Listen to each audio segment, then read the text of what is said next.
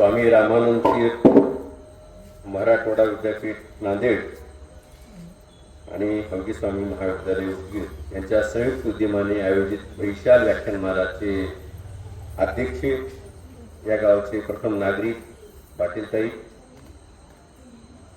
तुम्ही पाहता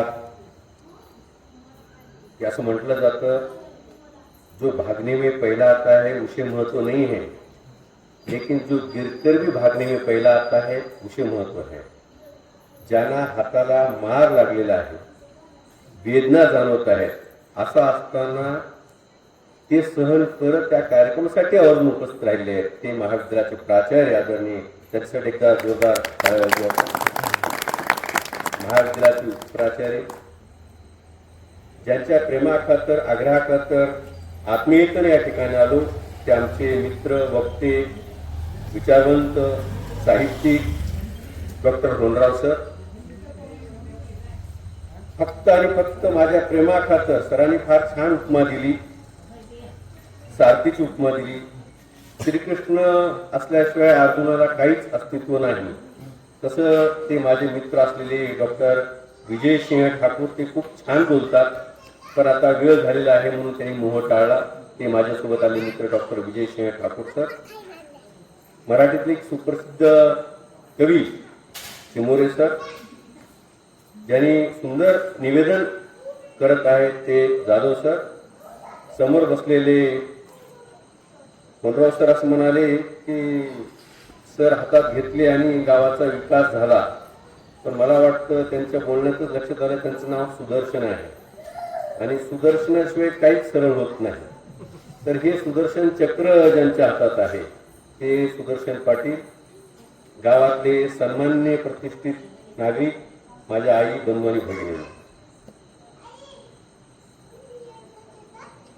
सर मला फोन केले होते, आपण कार्यक्रमासाठी येणार आहात, येऊ शकता का? सर बोलले खरं आहे, आम्ही नांदेडून आलो, जवळपास 200 किलोमीटर नांदेड आहे, जाणं 200 येणं 200, रात्री जायला मला कदाचित 12 वाजतील, परंतु ज्या प्रेमानं आणि आत्मीयतेने या ठिकाणी तुम्ही बोलवलात, बहिणाबाईची एका ठिकाणी कविता आहे सर, या जगाची त्या जगाला आता ओढ राहिली नाही, या जगाची त्या जगाला आता ओढ राहिली नाही, जिभेच्या दोषापोटी साखर गोड राहिली नाही, अशा काळात तुम्ही प्रेमानं बोलवता म्हणून यावं लागतं।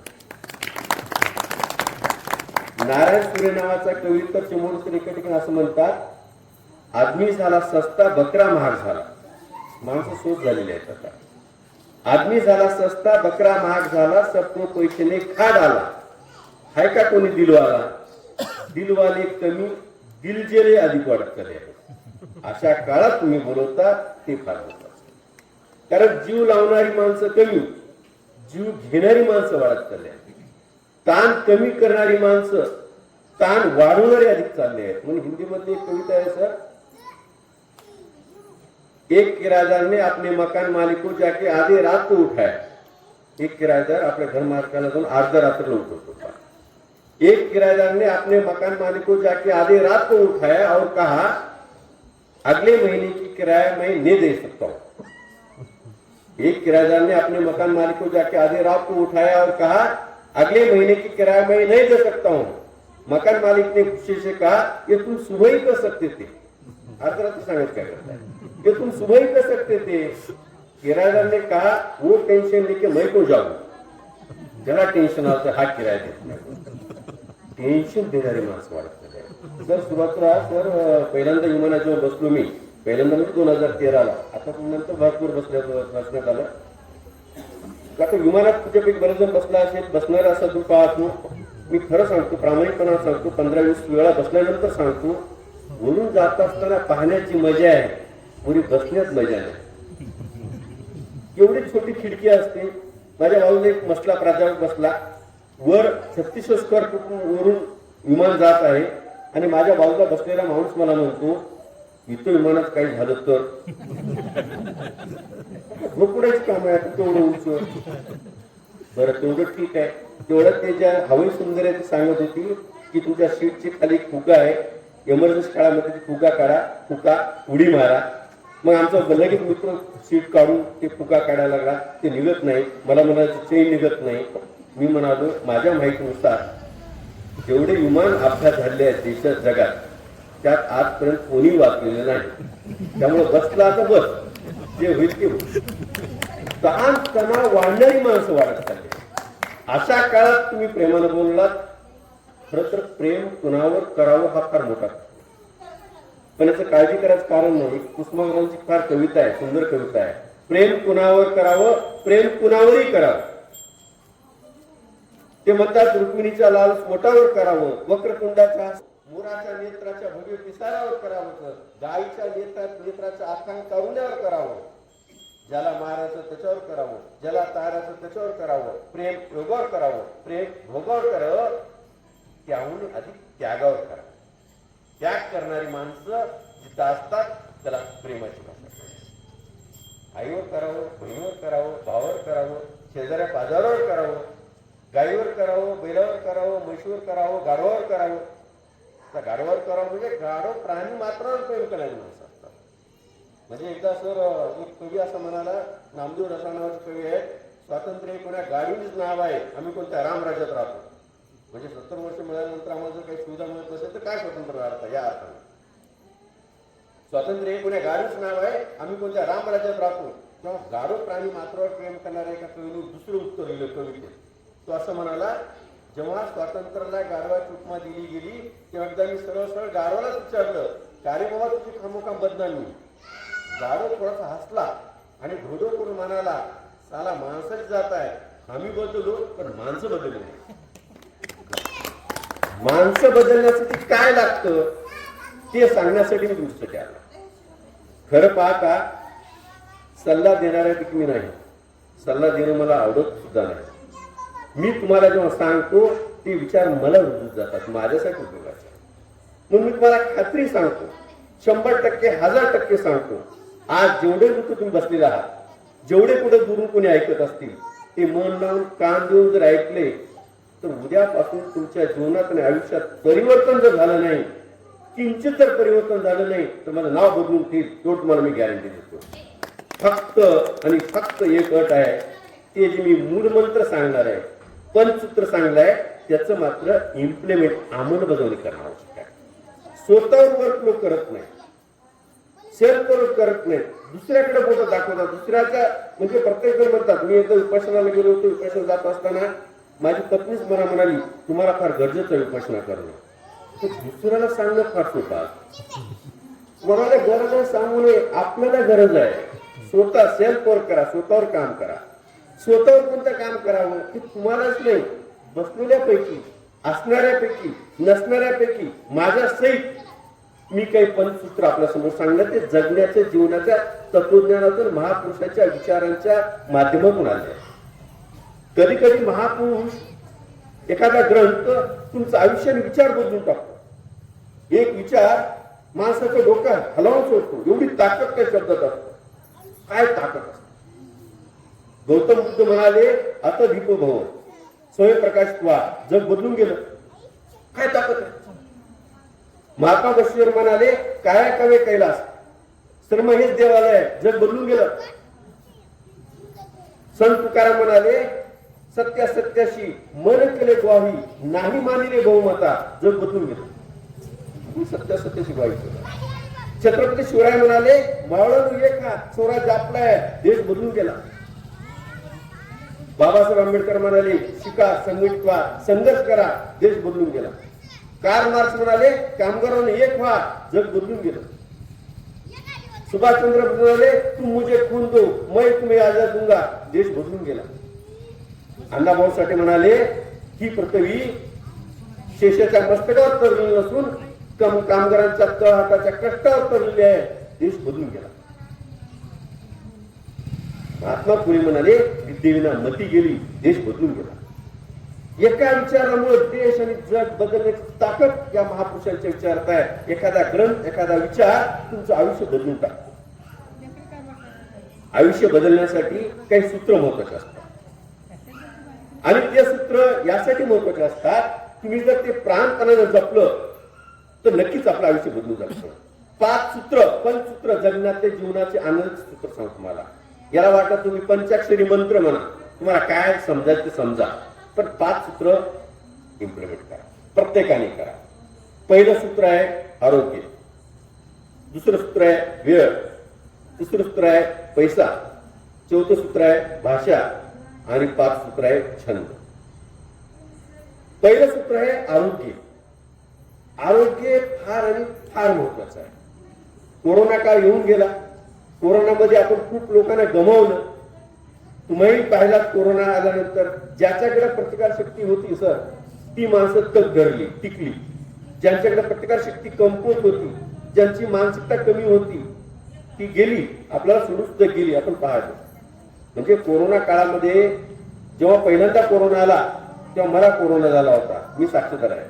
आता तेव्हा कसं तुम्हाला माहित आहे, कोरोना जेव्हा पहिल्यांदा झाला कळल्याबरोबर लगेच नांदेडमध्ये माणसाची गाडी आली, लाकडं बांधले घराला.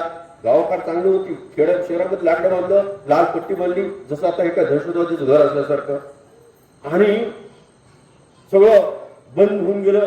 मी दवाखान्यात गेलो, अर्थात मला 2% झाला होता, पण तिथे गेल्यानंतर सगळं मास्क नाही, काही नाही.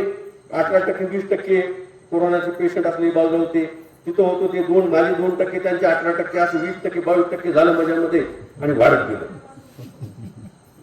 आणि माझ्या बाजूला एक बसलेला होता, कोणी पेशंट होता, आणि तो सर बसला होता. मी ते ऑक्सिमीटर मध्ये बोट घालून बघत होतो ऑक्सिजन लेवल किती आहे. ते पहिल्यांदा आपल्याला शोध लागला होता ऑक्सिजनचा, ऑक्सिमीटर, मास्क, हात धुणं, तोपर्यंत आपल्याला कोणाला काही कळत नव्हतं, आम्हालाही कळत नव्हतं. तर ते बाजूचा मला म्हणाला सर की सर असं नेहमी बोट घालून बघू नका, टेन्शन येतं. कारण मला जेव्हा इथं ऍडमिट केलं तेव्हा मला 70 ऑक्सिजन लेवल होतं, आता 45 झालं आहे, कमी होतं. ठीक आहे, काय हरकत नाही. मग झोपलं.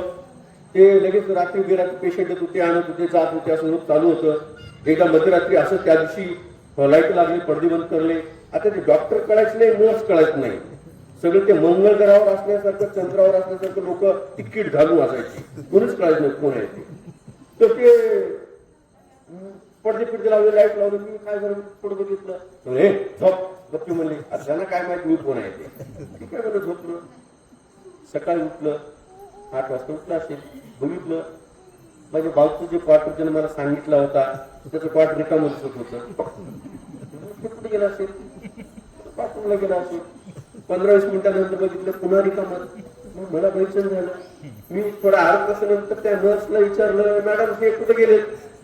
ते गेले रात्री. कुठे गेले? गेले. अरे कसं गेले? आता त्याला गेले तर काय, तुला काहीच वाटत नाही ना. मला तुम्हाला खरंच सांगतो, माहिती सांगतो, मला वाटलं आपण कधी मरू. काय सांगतो, लगेच मी फोन काढला आणि बऱ्याच लोकांना फोन केला. आता काय मी मरणार केलं नाही, वाटतं लोकांना की बाबा मरण्याच्या अगोदर मला बोलला होता, एवढं म्हणाल नंतर. तुम्हाला सांगण्याचा संदर्भ असा आहे, त्याच्यात तुम्ही धडा शिकला, तो धडा शिकला नाही. आता आपल्याला कोरोना होऊ द्यायचं, आपलं आरोग्य आपल्याला जपायचं. मग त्यासाठी काय करायचं? त्यासाठी सगळ्यात महत्वाचे सूत्र आहेत आरोग्याचे. काय सूत्र आहेत? आता आपल्याला समजत कारण नाही.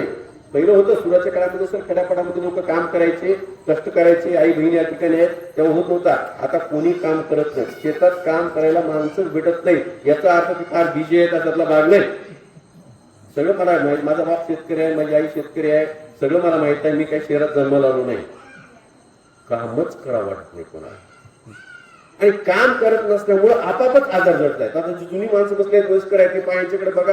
आता तरुण पोरं, कॉलेजमधली पोरं सर, पाठ दुखत आहे, कंबर दुखत आहे, डोकं दुखत आहे, डोक्यात घालावं तुम्हाला. तर या पोराला 20-22 वर्षाच्या पोराला डोकं दुखत असेल, कंबर दुखत असेल, कामं नाही, कामं नाही.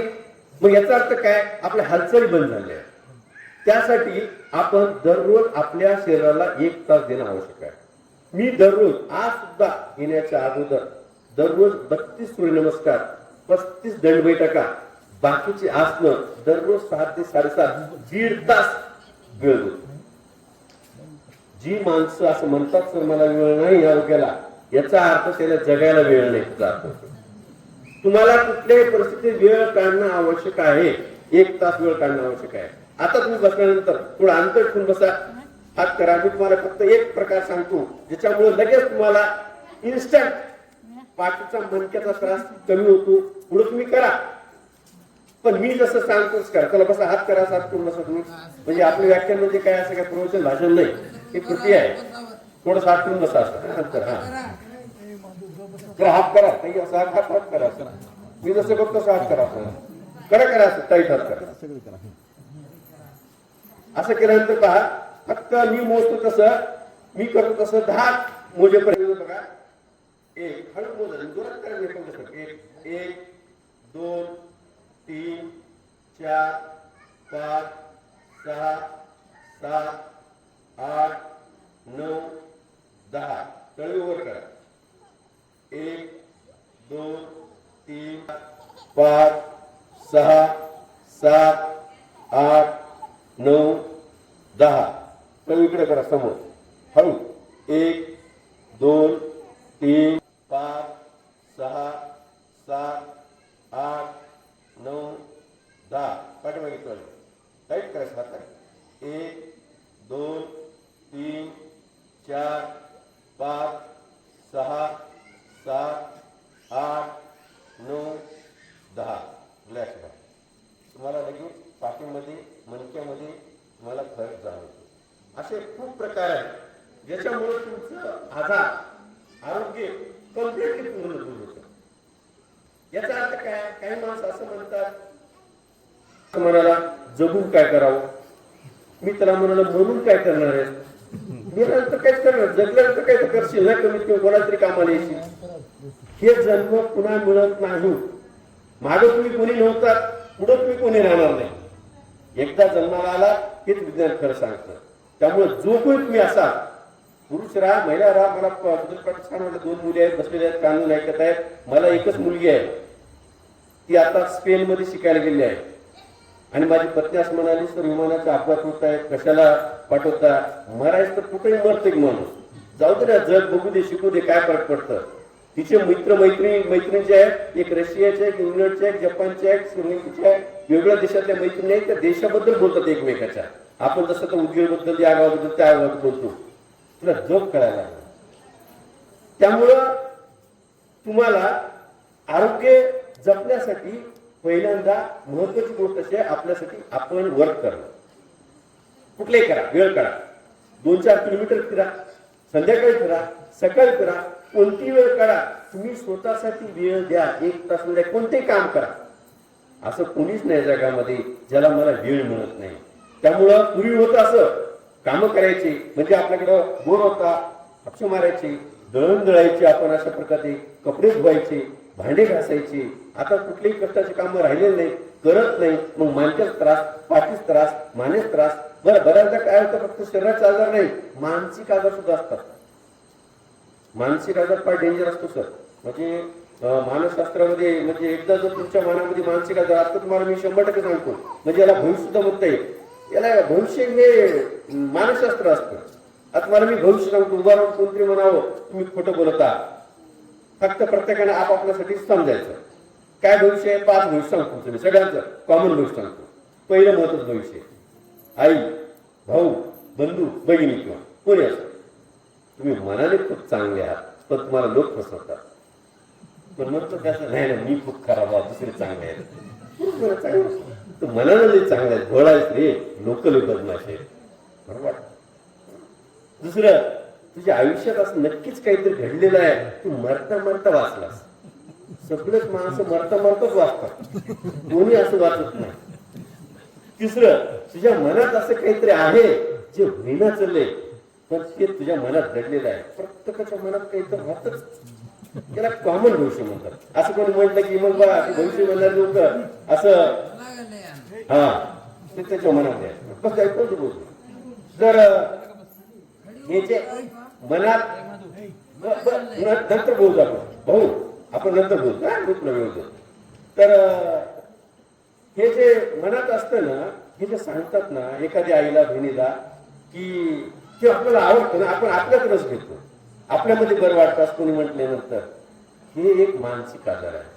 दुसरा एक आजार आहे. मी आमच्या कॉलेजमध्ये स्टाफ रूम मध्ये प्रयोग केला होता सर. काय प्रयोग केला, आम्ही स्टाफ रूम मध्ये बसलो होतो, एक प्राध्यापक आला शिकून, बरं पिरियड घेऊन आला. मी मग असं समोर सरकी बाजूला बसली होती, त्यांना म्हणालो आता बोलायचं. तेव्हा लई बोलत होतं त्याच्या मागे, आता बोलायचं. तर काहीच बोला नव्हतं खरं तर.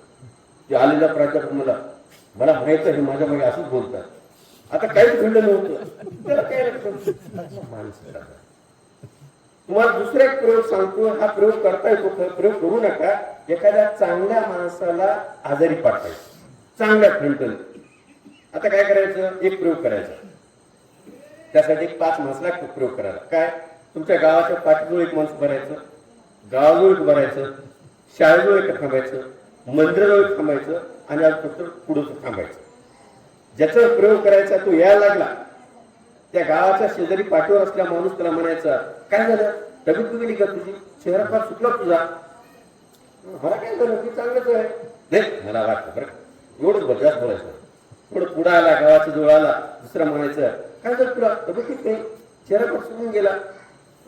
याने म्हणायला लागला, याने म्हणतो हा थोडस रात्रीपासून बरं वाटलं, त्याला काहीच जमवतो.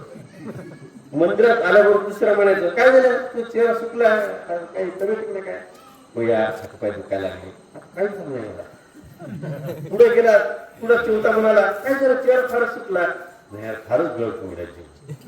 मानसशास्त्र, मानसशास्त्र असं आहे, तुम्ही चांगल्या माणसाला सुद्धा साधी गोष्ट आहे. तुम्ही कोणी एखाद्या मनात प्रयोग करून बघा, अरे वा तू आज छान शेड लागला, स्मार्ट लागला, तू नक्की गेल्यानंतर घरी असं बघतो नाही बघा. मानसशास्त्र. म्हणून हे मानसशास्त्र, मानसिक आजार. कधी कधी काय होतं की मानसिक आजार फार असतात. काय म्हणतात, आपण असं ठरवतो सगळं जग माझ्या विरोधात उभं टाकलेलं आहे, सगळं माझं खराब करायला बसलेलं आहे, जगच खराब आहे, मी शकता चांगला आहे. असं काही नसतं.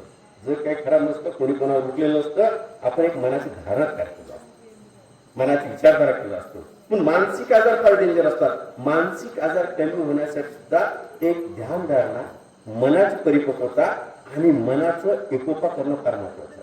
आता साहेब या ठिकाणी बसले आहेत, साहेबाकडं बोलणारे काय कमी असतात का, येणारे कमी असतात का? खरं तर प्राचार्य पद हे अप्रिय होणारं पद असतं. म्हणजे जबाबदारी यासाठी बोलतो, कोणाला समोर म्हणतात आमचे महाविद्यालयाचे लाडके प्राचार्य, कोणाला लाडकं वाटायला गेलं, बोलायला लागतं. नाही म्हणजे हे आम्ही बोलतो अँकरिंग करत असताना, कारण काम सांगल्यावर कोणाला गंमत वाटतं, कोणाला गोड वाटतं बसल्यानंतर. ते एक मानसशास्त्र असतं. आणि त्या ठिकाणी बसतो ना, म्हणजे तुम्हाला अजून सूत्र सांगतो, जेवढे माणसं तुमचं कौतुक करत असतील तेवढं त्याचा अर्थ तुम्ही अडचणीत येत आहात. जेवढं तुम्हाला दोष देत असतील त्याचा अर्थ तुम्ही सरळ आहात, व्यवस्थित चालला, तुम्ही अडचण घेत नाही. म्हणून स्वतःचं कर्तृत्व स्वतःवर करणं फार महत्वाचं आहे. पण आरोग्यासाठी प्रत्येकाने 1 तास वेळ देणं, मानसिक आरोग्य जपणं फार महत्वाचं आहे. म्हणून आरोग्य हे पहिलं सूत्र आहे. पहिलं सूत्र प्रत्येकाने जपलं पाहिजे. उद्या सकाळपासून जेवढे इथे बसलेले आहात तेवढ्यानी उद्यापासून 1 तास कुठल्याही परिस्थितीत आपल्यासाठी वेळ द्या. काही करा, योगासन करा, सकाळी फिरायला जा, व्यायाम करा, काय करायचं करा, पण 1 तास आपल्यासाठी वेळ द्या, स्वतःसाठी वेळ द्या. स्वतःसाठी वेळ दिला तर मी समजा मी बोलत आहे, तुम्ही किती तुमच्याकडे पैसा आहे, तुमच्याकडे भरपूर संपत्ती आहे, तुम्हाला रस्त्यावर चालता येत नाही, बरोबर बोलता येत नाही, आरोग्य बरोबर नाही, तर तुम्ही काहीच करू शकत नाही. म्हणून मागच्या 4 वर्षाच्या काळात, मागच्या 5 वर्षाच्या काळात मी जेव्हापासून 1.5 तास तर योगा करतो, आसनं करतो, व्यायाम करतो, मला साधं सर्दी सुद्धा झालेली नाही. कुठलंही पाणी पिलं, मग पाणी असो, आहार असो, ते सुद्धा फार महत्वाचं आहे. माझ्या एका मित्राला ऍडमिट केलं होतं, पोट दुखत आहे म्हणून, त्याला एक पट्टी लावली होती. सर डॉक्टर म्हणाले मला, हे काय खातात, एवढं मोठं पोट झालेलं आहे. मी म्हणालो सध्या तरी हे माणसं सोडून सगळं काही खातात. म्हणजे अशा काळामध्ये तुमचं तब्येत काही खात असाल तुम्ही, हे पोट आहे तुमचं, जरी अन्न असेल तर पोट आपलं असतं ना शेवटी. कोणतरी काही खाऊ घालत असलं, यंत्र आहे. तुम्ही कल्पना करा, तुम्हाला काय वाटतं, तुम्ही मध्ये घालता काही कोणता, मध्ये यंत्र सुरू होतं, प्रक्रिया सुरू होतं, बॉडीला किती त्रास होतं. अरे जी गोष्ट दातात चावत नाही त्या मधल्या आठवड्याला किती त्रास होत असतो, कल्पना करा. त्याला पचायला एवढी सोपी गोष्ट आहे, एवढं साधे गणित आहे. गव्हाची पोळी तुटत नाही, मध्ये कसं तुरा होत असं. म्हणून जी माणसं आहाराकडं, आरोग्याकडे लक्ष देतात, अजून बरं आहे, खेळं अजून खूप चांगलं असतं. कोरोना काळात तुम्हाला पाहिलं असेल, खूप माणसं गावाकडे चालली, आता गावाजवळ करायला लागली. कारण त्याच गावामध्ये अजून थोडं तरी अजून ऑक्सिजनचा खूप चांगला संबंध आहे. पहिलं आहे आरोग्य, दुसरं घटक आहे वेळ. वेळ फार महत्वाचा. वेळची किंमत तर तुम्ही करू शकत नाही. मी इथं वेळ का आलो, कशासाठी आलो मी इथं, माझा वेळ का देतो, मागच्या 4 तास करून मी इथं आलो, जायला मला 3-4 तास लागतात, झोप होत नाही, सकाळी उठल्यानंतर मला परत व्हायला जायचं आहे, मी का देऊ वेळ तुम्हाला. मी यासाठी देतो, इथं बसलेल्यापैकी माझा एक बाप आहे, इथं बसलेल्यापैकी माझी एक आई आहे, इथं बसल्यापैकी माझा एक भाऊ आहे, इथं बसलेल्यापैकी माझी एक बहीण आहे, त्यांच्यासाठी जीव तुटतं. तो संत तुकाराम म्हणतात, पुढते जण न देखेवे डोळा म्हणून कळवा येत असे. मला सांगायचं आहे वेळ फार महत्वाचा आहे. कोणाला वेळ द्यावं, किती वेळ द्यावं, काय वेळ द्यावं, कशासाठी द्यावं. हल्ली घड्याळे मनगटावर बसून मानगुटीवर बसलेले आहे. वेळ समजा तुम्हाला मी एक सांगतो, अशी कल्पना करा, तुम्हाला असं म्हणालो उद्या सकाळी 6 वाजल्याबरोबर सगळ्यांच्या अकाउंटवर मी 1,000 रुपये जमा करणार आहे. हे कल्पना करायचं, असं होत नाही. 1,000 तुमच्या अकाउंटवर जमा करणार आहे आणि नियम असा आहे संध्याकाळी 6 वाजेपर्यंत खर्च करायचा आहे. जर खर्च केला नाही तर पैसे जास्त होतात. तुम्ही काय म्हणणार, सर सकाळी 6 ला किती टाकता, संध्याकाळी 5:30 ला टाका, तुम्ही 6 पर्यंत खर्च करा. जर मी तुम्हाला असं म्हणालो तुमच्या प्रत्येकाच्या अकाउंटवर उद्या सकाळी 24 तासाची वेळ मी टाकणार आहे आणि ते जर तुम्ही वापरलं नाही तर लॅप्स होणार आहे. घड्याळ कधीच कोणासाठी थांबत नाही. सकाळचे आताचे 8-8:30 वाजले, या पुढचं 8 कोणत्याही तुमची चुकी घेऊ शकत नाही, कोणीच घेऊ शकत नाही. गेला वेळ गेला. वेळेचे लोक जे महत्व देतात, वेळाला जे प्राधान्य देतात, ती माणसं आयुष्यात शिकतात. म्हणून आपण कुठे वेळ देत आहोत, काय वेळ देत आहोत, किती वेळेचा वापर करा, प्रचंड वापर करा. वेळ 1-1 मिनिटाचा वापर करा. वेळ वाया घालू नका, अजिबात वाया घालू नका. त्याच माणसाला बोर होत सर ज्याच्याकडे कामच नसतं का वेळ बोर कसा होतो. ते बोर संस्थेजन्य आजार आहे. एकाला बोर झालं दुसऱ्याला बोर वाटला. म्हणजे समजा मी बोर पिक्चर झालं, काय रांग लागली, तिकीटच मिळत नाही, काय बोर व्हायला लागलं, मध्ये जाऊन बसलं सुरूच होत नाही, काय बोर व्हायला लागलं, पिक्चर सुरू झालं, काय बोर पिक्चर बोर आहे, बोर. म्हणजे अशा माणसांचा जवळ करू नका. म्हणजे सोडा. पण असं म्हणतात, अरिस्टॉटल एका ठिकाणी म्हणाला, तू कोण तेच मला सांगू नको, तुझा मित्र कोण ते मला सांग, तू कोण ते मी सांगतो. आपण कोणासोबत राहतो ते फार महत्वाचं आहे. म्हणून वेळ अतिशय महत्वाचा आहे. वेळेचं जी माणसं वापर करतात ती अतिशय आयुष्यात यशस्वी होतात. म्हणून वेळेचं सूत्र जी माणसं पाळली, म्हणून ते संत कबीर मध्ये कल करे सो आज करे कब, पल भर में दुनिया बदल जाएगा सो करेगा कब. उद्याच आज कर, आजचं आत्ता कर. कधीच भरोसा उद्यावर भरोसा ठेवू नका. उद्या मी करेन, उद्या मी ते करेन, उद्या कधीच उगवत नसतं. आज कर, आत्ता कर. म्हणून असं म्हणतात, खरं मित्र कोण असेल याला जर पारख करणार असेल तर तो आता काय करतो, मी येऊ करतो, तेव करतो, असं करतो, तसं करतो, त्याला काही अर्थ नसतो. म्हणून वेळ, ज्या वेळेचे माणसं वापर करतात, वेळेला पाळतात, वेळ पाळत चला, वेळेचा वापर करा. वेळ एवढी महत्वाची गोष्ट आहे, एवढी महत्वाची गोष्ट आहे ज्याची किंमत कोणीच करू शकत नाही. म्हणून प्रत्येकानं वेळ जपली पाहिजे, वेळेचा वापर केला पाहिजे, वेळेचा सदुपयोग केला पाहिजे. 1-1 मिनिट, 1-1 सेकंद माझा सत्कारणी कसा लागेल, कामाला कसे, कोणाचा उपयोग कशी, स्वतःसाठी करा, स्वतःसाठी वेळ द्या. ती माणसं आयुष्यात यशस्वी होतात. जी माणसं, असं माझा बाप म्हणायचा, शेतात गेले की शेत काम सांगतं, आपण कंपनीला ऋतूत जा. तसं तुम्ही जे काही काम करता, तुम्ही माझ्या डिपार्टमेंटला बसलो, डिपार्टमेंट काम सांगतं, कॅबिनला सोबत बसले, कॅबिन काम सांगतं, प्रत्येकाला तिथं जाऊन बसा, आपाप काम सांगतं. असं कोण नसतं काम नाही म्हणून पुढच्याला म्हणा, तुला जरी तुझा वेळ महत्वाचा नसला तर माझ्यासाठी माझा वेळ महत्वाचा आहे. म्हणून मी तुला कोणाला वेळ द्यावा मी ठरवणार आहे. म्हणून वेळ जी माणसं जपतात, पाळतात, ती माणसं जगात यशस्वी झाली आहेत. आतापर्यंत जेवढे महापुरुष होऊन गेले आहेत ती सर्व माणसं वेळेला जपली आहे, वेळ पाळली आहे, वेळेचं नियोजन केलं आहे, वेळ काटेकोर पाळले आहेत. मी एकदा पुण्यामध्ये व्याख्यान करत होतो, विद्यापीठामध्ये टाइम मॅनेजमेंट, स्ट्रेस मॅनेजमेंट असा विषय होता. वेळेचं व्यवस्थापन, ताणाचं व्यवस्थापन. हे सांगत असताना मी म्हणालो की तुम्हाला जर वेळ वाचवायचा असेल तर लेस शूज घालण्यापेक्षा तुम्ही विदाउट लेसचे शूज वापरला तर तुमचे 2 सेकंद वाचतात. इनशर्ट करण्यापेक्षा साधं पॅन्ट शर्ट घेतला तुमचे 2 सेकंद वाचतात. शर्टचे बटन वरून लावण्यापेक्षा खालून लावला 2 सेकंद तुमचे वाचतात. असे अनेक उदाहरण देतो तुम्ही. विशेषतः महिलांच्या बाबतीमध्ये जे महिला साड्या घालतात त्याच्यापेक्षा जे ड्रेस घालतात त्यांचा वेळ वाचतो, असं खूप उदाहरण सांगत चालू असतो. त्या सभागृहामध्ये जोशी मॅडम बसल्या होत्या. वेळेचं नियोजन करा, वेळेचं व्यवस्थापन करा सांगत होतो. त्या उभा राहिल्या असता माझा एक प्रश्न आहे, म्हणाले काय मी पुण्यावरून अमरावतीला निघाले आणि रस्त्यामध्ये गाडी ट्रॅफिकमध्ये अडकली, आता स्टेशनला जाता येत नाही, आता काय करावं. मी म्हणालो ज्या स्टेशनला आपल्याला जायचं आहे त्याचं नियोजन अगोदर करावं. आपल्याला माहित आहे ज्या रोडला ट्रॅफिक होतं ते कळतं, अगोदर निघावं. नाही अगोदर निघालो पण अचानक ट्रॅफिक झाला, काय करावं. तुम्ही थांबला तर पर्याय व्यवस्था काय होतं का पाहावं, दुसरी एखादी गाडी मागून घ्यावी आणि तिथून तिथं जायचं कसं करावं. नाही तसं काही होणं शक्य नाही आणि पूर्ण अडकले, आता काय करावं. सगळा सभागृह तंग होऊन बसला. मी म्हणालो जाता येत नसेल, गाडी येत नसेल, जाणं शक्य नसेल तेव्हा जाऊ नये तर तरी जावं. सर तुम्ही काय बोलता. मी आपल्या सगळ्यांचा ताण कमी करण्यासाठी बोलतो. मॅडम तुम्ही सगळ्यांचा ताण वाढवला सभागृहाचं. आता तुम्हाला एवढं मी सांगतो म्हणजे ताण तणाव कमी करण्याचे कौशल्य असतं. कधी कधी काही लोक बा नेहमी रडगाणं गात असतात. त्याने असंच केला, त्याने तसंच केला, तिने तसंच केली, तिने असंच केली, पण तू काय केला. आपण काय करू, तू स्वतःबद्दल बोल, स्वतःबद्दल. पण पहिल्यांदा एक गुलजार एका ठिकाणी म्हणाला, किसी से माफी मांगी किसी को माफ कर दिया. सोडून द्या, रात गई बात गई, भूतकाळ सोडून द्या. जी गोष्ट घडली ती घडली. त्यामुळे जास्त विचार करू नका कोणत्या गोष्टीमध्ये.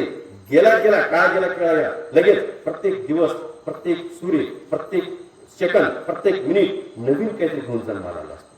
त्याला सांभाळला तर तुमचं आयुष्य कल्याण होतं. तुम्ही जर भूतकाळ करायला लागला, भूतकाळ घेऊन गेला, काय परंपरा होती, काय गाव होतं, आता काय करणार, मरणार आहे तू. जसं आहे तसं आहे सुरू कर, जसं आहे तसं चुकवून पुढे कर. पण लोक म्हणतात मला आता काय करता येतं सुरू बघ.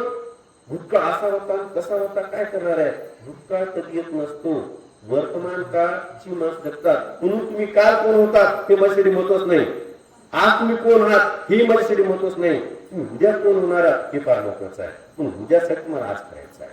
म्हणून जी माणसं वेळेचा वापर करतात ती अतिशय होतात. दुसरा घटक वेळ, तिसरा घटक पैसा. पैसा हा महत्वाचा घटक आहे. पैसा म्हणजे परमेश्वर नाही, पण परमेश्वर पेक्षा कमी नाही असं म्हटलेलं आहे. कारण आपल्याला सगळ्यांना माहित आहे सगळे सोंग करता येतात, पैशाचं सोंग करता येत नाही. जी माणसं बचत करतात, कंजूसपणाने बचत करण्यामध्ये फरक आहे. म्हणून जे काही असेल आपलं, मी माझ्या मित्रांमध्ये तुम्ही तर काहीच नाही म्हणजे प्राध्यापक सर्वांना माहित आहे. एकदा एका नवरा बायकोची भांडणं झाली आणि भांडणं झाल्यानंतर खेड्यापाड्यामध्ये एक सूत्र असतं, जास्त भांडणं झाले बायकोसोबत तर बायकोला काय म्हणतो, राहावं तर राहायचं, जायचं. आता माझी पत्नी शिक्षिका आहे, तिला जर मी म्हणलं तुला राहावं तर राहायचं, जायचं, ती म्हणजे तुम्हाला राहावं तर राहा नाही तर जा जातो. तर ती नोकरीवर आहे, ती तसं ऐकत नाही. ते एकदा असं भांडण झालं, तू बायकोला म्हणा तुला राहावं तर राहायचं नाही तर जायचं, चल सोडून तुला. ठीक आहे सोडून या म्हणली. कारण त्याचं ते सगळं होतं नाही, त्याला काय पडलं नाही आणि तो घेऊन तिला घेऊन चालला होता. जाता जाता असं शेतातून चालला होता, एक असं शेत लागलं, ज्वारी शेतामध्ये आली होती आणि एक शेतकरी उभा होता आणि ती बाई पीक आलेलं आहे, भरगच पीक आलेलं आहे, हे दोघं चालले तर रस्त्यानं. ती बाई त्या शेतकऱ्याला बोलवली आणि म्हणाली, दादा तुमच्या शेताचं खळ झाले नाही. तो डोकं खाजला आणि म्हणाला, होय माय माझ्या शेताचं खळ झालं. हे म्हणलं काय एवढी बाई एक काय, शेतात पीक आहे, एवढं पीक आलं पीकच काढलं नाही. ही म्हणते त्याला शेताचं खळ झालं का, ती म्हणते खळ झालं. हेडच आहे, जाते मला पुढे गेले. पुढे एका गावातून चालली होती, त्या गावामध्ये माणूस मेला होता, त्याची एक प्रेत यात्रा चालली होती. ती बाई आणि ती पुरुष त्या प्रेतापासून चालले होते. जाता जाता ते बाई त्या प्रेत घेऊन जाणाऱ्या माणसाला म्हणाली, बापू हा माणूस जिवंत आहे नाही. ते माणूस डोकं खाल्ला आणि म्हणाला, हा माय जिवंत आहे माणूस. काही येडी बाई आहे, माणूस मेलाय, प्रेत घेऊन चालले, त्याला मध्ये जिवंत आहे. पुढे गेले. घरी गेल्यानंतर त्या माहेरी सोडला आणि भाऊ म्हणला, कसं काय सोडला भाऊजी. त्यानं म्हणला, दाजी तू म्हणला ते मागचं जाऊ दे दाजी. म्हणला आता तुम्हाला सांगतो, मला 2 घटना, या बाईला कसं संसार करा. मला आता शेतातून आलो, शेतात पीक फुललं होतं. ती बाई म्हणते खळ झाले का, ती बिड खळ झाले म्हणते. आणि एक माणूस गावात मेला होता, त्याला मध्ये माणूस जिवंत आहे का, ते मध्ये जिवंत, आता काय करावं. तर तो म्हणाला आमची बहीण आमच्या घरात वाढलेली, तिनं असं बोलली काहीतरी कारण असलं पाहिजे. तुम्ही काय करा, बहीण राहू दे, पण जाताना त्या दोघांना विचारते तसं काय उत्तर दिली, मग पटलं तर घेऊन जा. ठीक आहे म्हणाला. तू परत आला, ते प्रेत करून लोक चालले होते घरी, शोधला, सापड, हा हेच आहे. त्याला मला हे मामा एकदा, तुला आमची बाई म्हणली होती प्रेत घेऊन जाताना हा माणूस जिवंत आहे का, तू जिवंत आहे म्हणला होतास, कस काय बाबा. तू बाई कुठे आहे, तू बाई फार हुशार आहे बरं, मानलं पाहिजे. ते जाऊ दे म्हणला, पहिलं सांग तस काय म्हणला. तू माणूस म्हणाला या गावाच्या माणसाचे आमच्या गावावर एवढे उपकार आहेत, एवढे उपकार आहेत, त्याच्या शब्दावर आम्ही आयुष्यभर जगणार आहोत, अशा माणसाला मेलाय कसं मारा, ते आमच्यासाठी जिवंतच आहे. बरं ठीक आहे, ठीक आहे, जाऊ. पुढे गेला शेतामध्ये, हे शेतकरी त्याला बोलवला, अरे तुला आमची बाई तुला फळ झालं काय म्हणली होती. हा ती बाई कुठे आहे, ती फार हुशार बाई आहे म्हणला. ते राहू दे म्हणला, तुझ्या शेतात पीक आहे, फळ झालं कसं काय म्हणलास. त्याने म्हणला पाटील त्या शेतात आता ज्वार झाली, किती क्विंटल होती म्हणला. 10 क्विंटल होती म्हणला, अंदाजा 10-12. या शेतावर मी कर्ज काढलो आणि 15 क्विंटल झालं तर सुद्धा भरून निघणार म्हणला. हे पीक येण्याच्या अगोदर आमचं फळ झाले म्हणला. त्या शेतातलं फळ नाही सर, आमच्या सगळ्या प्राध्यापकांचं पगार होण्याच्या अगोदर फळ होतं. दूधवाल्याला पैसे नसतात, भांडवलला पैसे नसतात, कपडेवाला पैसे नसतात, यांचं खळ अगोदर, तुझा एवढा पगार आहे की याचं खळ अगोदर झाले की. कारण याला वर्षाचं खळ एकच करून बसते, याला सगळंच कळते, महिन्याला किती भेटलाले, वर्षाला किती भेटलाले. काही काही रिटायरमेंट करून बसतात. काही काही लोकांना आयुष्याचं गणितच कळत नाही. जी माणसं आयुष्यातलं बचत पैसा महत्व आहे म्हणतात, ती माणसे शिकतात. म्हणून याचा अर्थ कोणत्या मार्गाने पैसा कमवा असं नाही, याचा अर्थ कष्ट करून, मेहनत करून, नेमकं 4 पैसे कमवणं, यात वाईट काय नाही. जी माणसं पैशाला बचत करतात, पैसा गाठीला बांधतात, ती माणसं आयुष्यात सुखी होतात. पैसा नसून नुसतं सुखी कोणी होत नाही. पैसा ही गोष्ट फार महत्वाची आहे. तिसरं सूत्र महत्वाचं आयुष्यातलं ते म्हणजे पैशाची बचत केली पाहिजे, पैशाचा योग्य वापर केला पाहिजे, पैशाचं योग्य नियोजन केलं पाहिजे, पैसा योग्य कामासाठी वापरला पाहिजे. तरच पैसा पैसा पैशाकडे येतो म्हणतात. मोठा माणूस मी गाडी घेऊन जाऊ, कार घेऊन जातो दुकानाचा, लगेच ते दुकानदार शेवकाला बोलतो, अरे साहेबाला काय करायला ते बरं दे बरं सगळं भरून. पैसे मी तेवढंच देतो, पण मला सन्मान करतो तो. तोच खेळातला माणूस येतो, त्याला उभं करतो, हा पैसे तेही देत, किंमत पहा. म्हणून आपली किंमत, आपलं स्वतःच अस्तित्व पैसा उभा करतं. पण पैसा हे तिसरं सूत्र आहे. 4थं सूत्र आहे तो म्हणजे भाषा. तुम्हाला वाटतं भाषा काय, मी भाषेचा आम्ही जबाबदारी म्हणतो. सगळं जे काही घडतं ना गावात, घरात, समाजात, कुटुंबात, फक्त शब्द आणि भाषामुळे घडतं. शब्दानं घरं पेटतात, शब्दानं गाव पेटतो, शब्दानं देश पेटतो. एक शब्दामध्ये ताकद असते. शब्द खतरनाक असतात. पण असं म्हणतात, पुन्हा वाचून कुणाचं अडत नाही हे जरी खरं असलं, कोण कधी कामाला पडतो हे सांगता येत नाही. पुन्हा वाचून कुणाचं अडत नाही हे जरी खरं असलं, कोण कधी कामाला पडतो हे सांगता येत नाही. जीभ गोड असेल माणसं तुटत नाही, डोकं शांत असेल निर्णय चुकत नाही. ज्यांचं जीभ गोड असतं, जे चांगलं बोलतात, त्याच्यात माणसं दूर जात नाही. पण भाषा मला बोलता येतं म्हणून काही बोलावं असं नाही. जी माणसं भाषा जपून वापरतात, कधी बोलण्याच्या अगोदर तुम्ही विचार करा, मी बोलणं फार आवश्यक आहे का, गरजेचं आहे का, बोललंच पाहिजे का. कधी कधी तर मी असं म्हणत असतो बऱ्याचदा, आपल्या लोकांना विशेष ज्ञान असतं पण सामान्य ज्ञान नसतं, कॉमन सेन्स नसतं.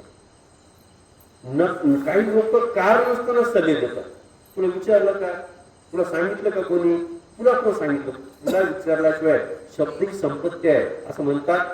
त्या बाहेरच्या देशांमध्ये बऱ्याच राष्ट्रांमध्ये पाणी नाही, सिंगापूर सारख्या राष्ट्रात पाणी नाही, त्यांनी क्षेत्रभर पीक पिकवतात. त्यांनी झाडाला पाणी देत असताना काय विचार केलं, पाणी कुठं लागतं, झाडाच्या मुळांना लागतं, तिथंच पाणी द्यावं. म्हणून आपल्याकडे ठिबक सिंचन आणलंय. मग आपल्याला घसाला तहान लागते म्हणजे काय होतं, घसा कोरडी पडते, ती जर ओली झाली तरी तहान भागलं. पाण्याचा अपयोग नाही कोण सगळं कोण पाण्याचा. तसं भाषा ही जपून वापरली पाहिजे. म्हणून असं म्हणतात जीभ आणि दात. खरं तर आपण बोलतो म्हणजे काय करतो सर, आम्ही बोलतो म्हणजे काय करतो, आपण बोलतो म्हणजे काय करतो, वागिंद्र्यातली हवा बाहेर काढतो आणि जीभ भाषा आवडवते. चित्त अडवते, त्यातून एक विशिष्ट आवाज येतो, त्याला आपण भाषा म्हणतो.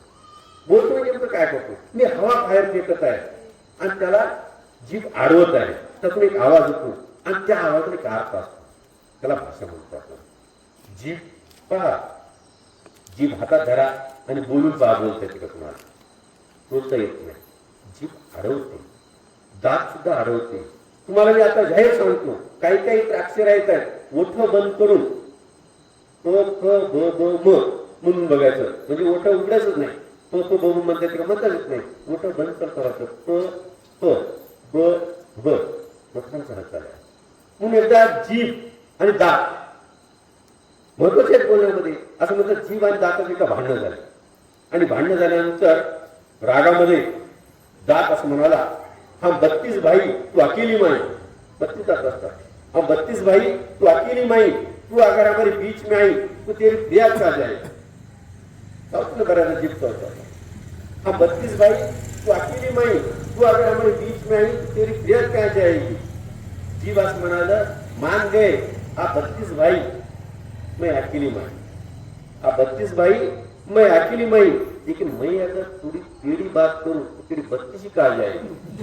लोक दात काढून म्हणतात, तर दात बोलत नसतात, जीभ बोलते. म्हणून जीभ जे बोलतं, जीभ बोलत असताना जी माणसं भाषेचा वापर चांगला करतात, भाषेनं मन जिंकता येतं, भाषेनं कामं करून घेतात. कोणाला गोड बोलता येतं, तू छान बोलून करता येतं, असं काय नाही, सगळ्यांना गोड बोलत असं काय नाही, कर्तव्य पार पाडता येतात. तुम्ही जर म्हणालात 1 मिनिट ऐकता का, मी नंतर बोलणार ऐकता का, ऐकून घेतो असं नाही, समजच कर नाही. लहान लेकर, आता मी एवढं लहान लेकर आहे, मी बोलतो कापूर कापूर बोलतो, म्हणून ऐकते, कानून ऐकते, कोणाला कमी समजत नाही. म्हणून असं म्हणतात, जेव्हा तळ्यातलं पाणी संपतं तेव्हा किडे माशाला सांगतात खातात. किडे माशाला खातात आणि जेव्हा तळ्यात पाणी असतं तेव्हा मासे किडेला खातात.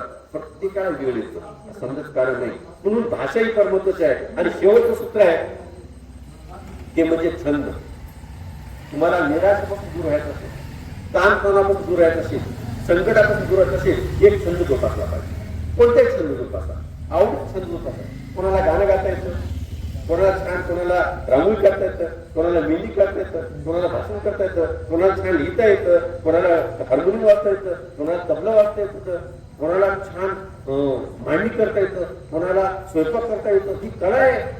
प्रत्येकाकडे काही कला असतं. एक छंद जोपासायचा जो आपल्यासाठी असतो, तो एक मनमुराद जगायचा.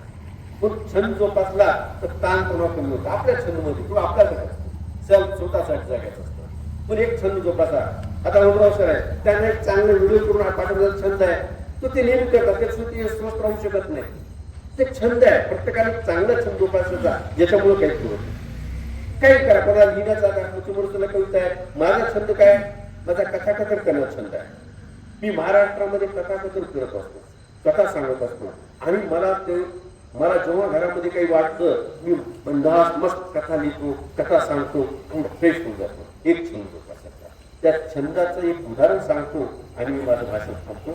म्हणजे छंद जोपासल्यानंतर त्याचे काय फायदे असतात. मी महाराष्ट्रामध्ये सगळीकडे कथाकथन करतो. मी कथाकार म्हणून परिचित आहे.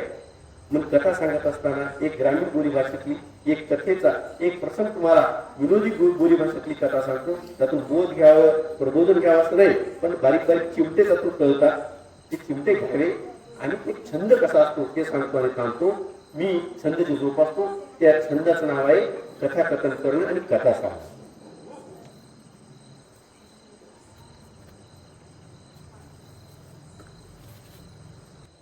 कथा खूप मोठी आहे, म्हणजे 15-20 मिनिटाची कथा आहे, 30 मिनिटाची आहे. एवढी काही कथा घेत नाही. एक प्रसंग सांगतो फक्त, 1-2-3 मिनिटाचा, मग मी थांबतो. कथेचं नाव आहे माननीय आमदार गणपतराव. ही कथा पूर्ण काल्पनिक असून यातील सर्व पात्र काल्पनिक आहे. परिसरातील, व्यवस्थेतील, आजूबाजूतील जी कोणी राजकारणी मंडळी असतील त्यांच्याशी साम्य जुळत असेल तर तो फक्त योगावर समजावा. माननीय आमदार गणपतराव आमदार झाल्याची बातमी आमच्या गावात वाऱ्यासाठी पसरली. तो माझा बाप तो घरी आला आणि म्हणला, अरे शंक्या. आता माझं नाव शंकर, पण मला शंकेच म्हणायचा, माझा बाप होता. अरे शंक्या, तिकडे गणपतराव आमदार झालाय, तू मास्ती किती पडला होय.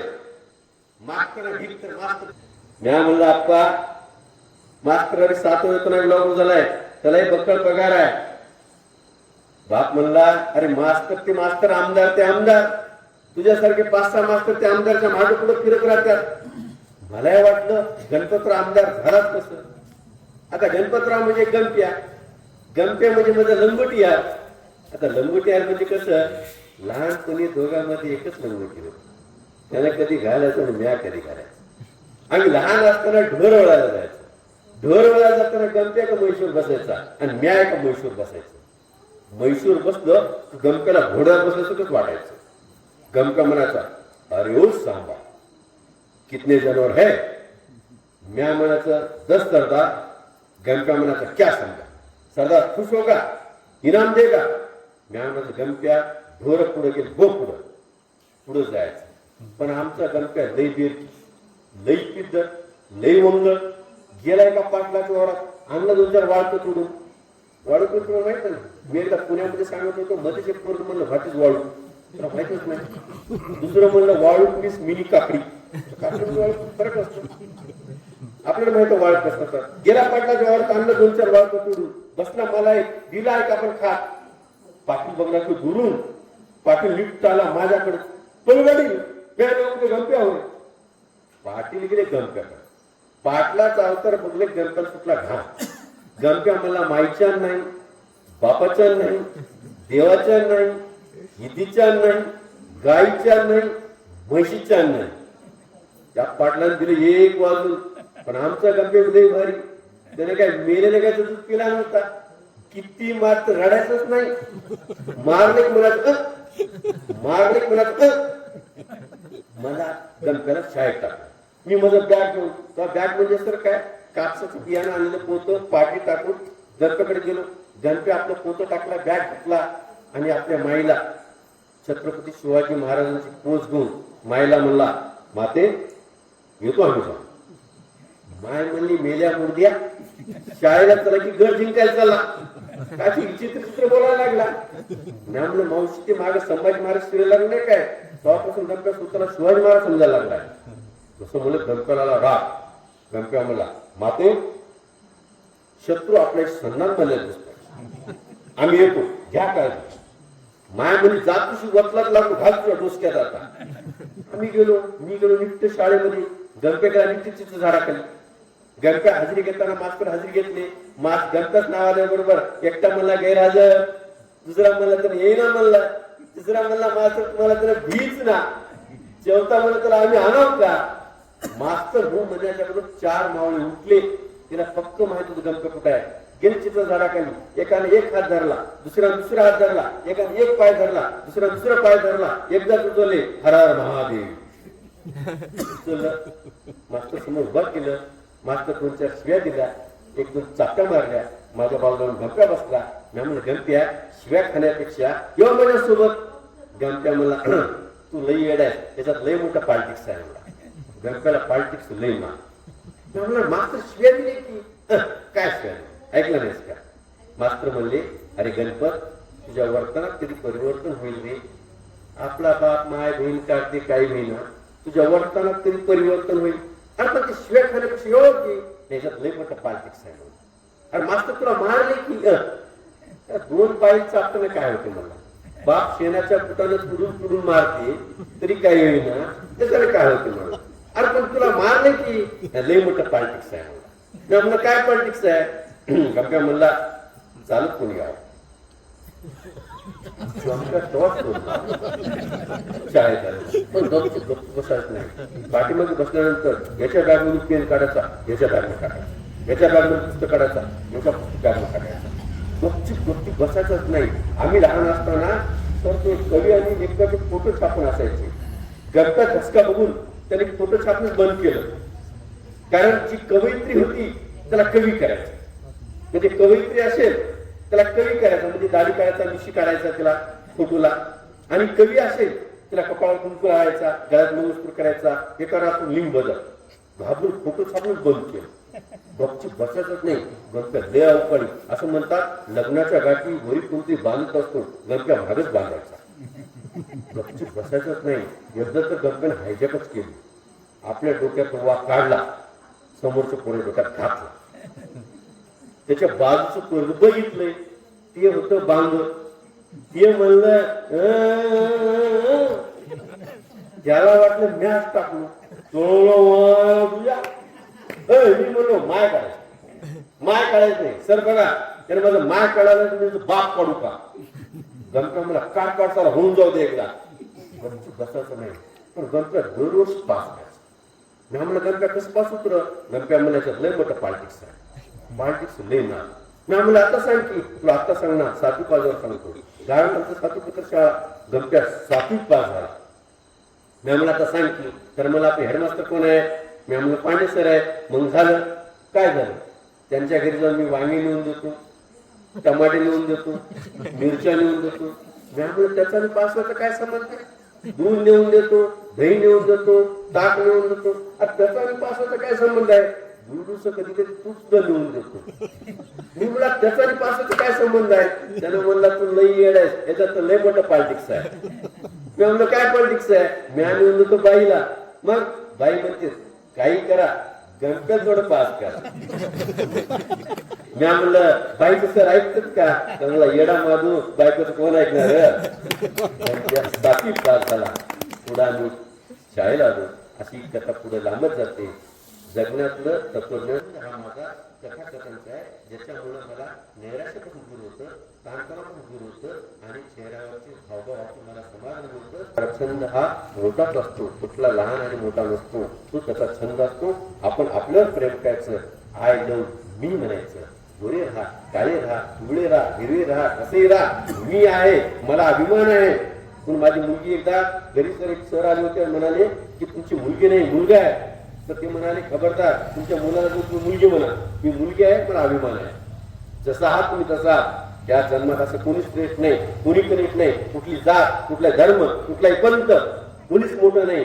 फक्त तुमचं कर्तृत्व, कार्य, बुद्धिमत्ता, घेतलेली मेहनत हे तुमचं कर्तृत्व ओळख असतं. ती छंद जोपासला तर नक्कीच यशस्वी होऊ शकता. म्हणून शेवटी मला म्हणा वाटतं, खरं तर खूप काही बोलायचं होतं, खूप काय सांगायचं होतं. तब्बल 1 तासापासून मी बोलतोय. पण म्हणतात ना असं, चाहने से कोई चीज अपनी नहीं होती. खूप वेळ सांगायचं मला. चाहने से कोई चीज अपनी नहीं होती, हर मुस्कान खुशी नहीं होती. कहना तो मुझे बहुत कुछ था, लेकिन कभी जज्बात, कभी समय साथ नहीं देती. थांबतो. जय हिंद, जय भारत.